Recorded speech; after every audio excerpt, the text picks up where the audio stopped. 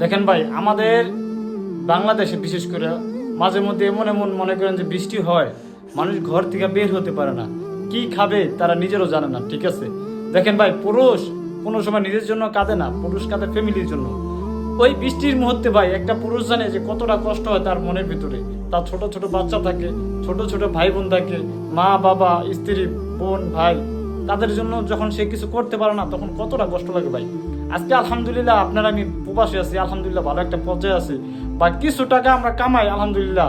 তো ওই কিছু টাকার থেকে যদি আমরা আমাদের ভাই বোনদের জন্য কিছুটা হলে আমরা দেই, ইনশাল্লাহ আমরা মনে করি না ভাই আমাদের আমাদের ততটা লস হয়ে যাবে।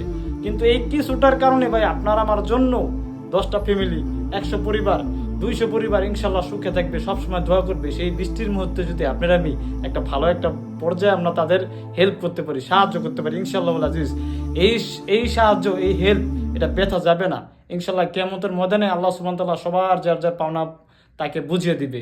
এতটুকু বিশ্বাস আপনারা রাখতে পারেন।